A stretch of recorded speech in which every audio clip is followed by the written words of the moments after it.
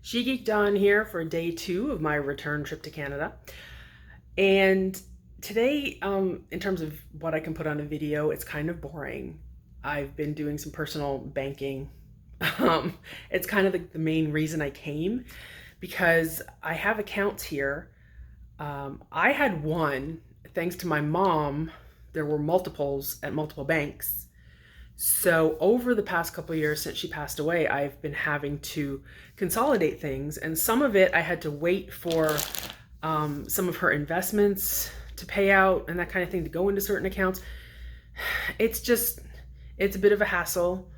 I'm not trying to say anything about money or anything. It's just a bit of a hassle when you're doing it cross-border because there's a lot of stuff you can't do online. There's certain transfers I can do online, but in terms of getting money from Canada to the US, I have to do it in person. So it's a primary reason I've been doing this time. But anyway, so there's not a lot of excitement to show.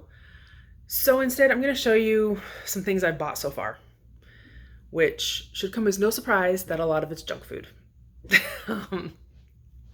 So anyway, first off, today's lunch was fish and chips.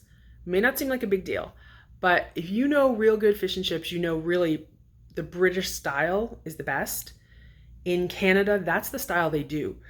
I have yet to find good fish and chips in the States.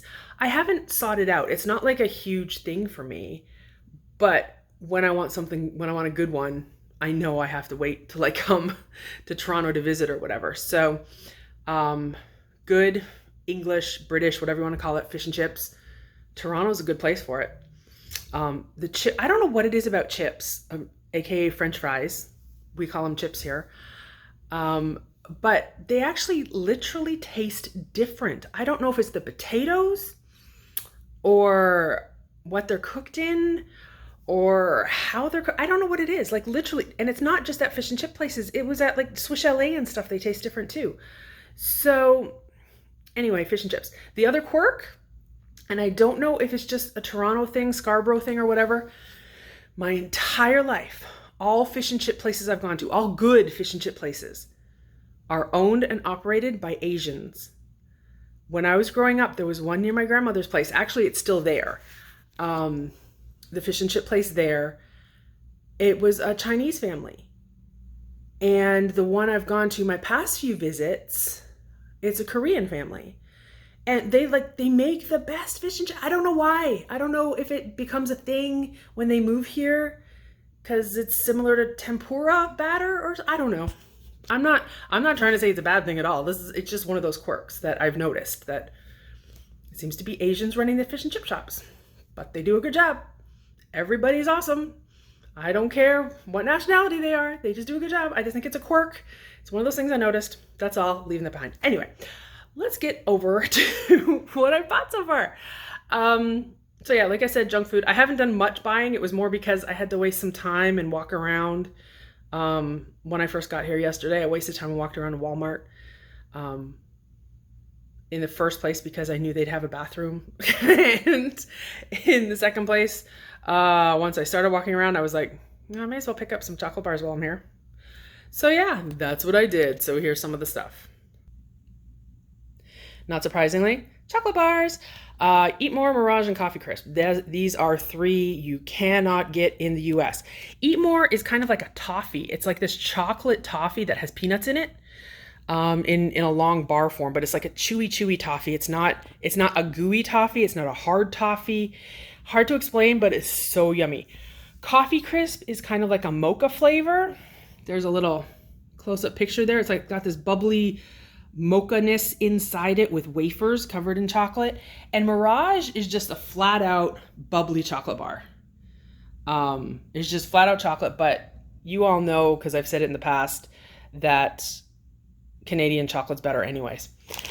The other thing I got, this was today, rockets. Look at these. If you're American, you call these Smarties.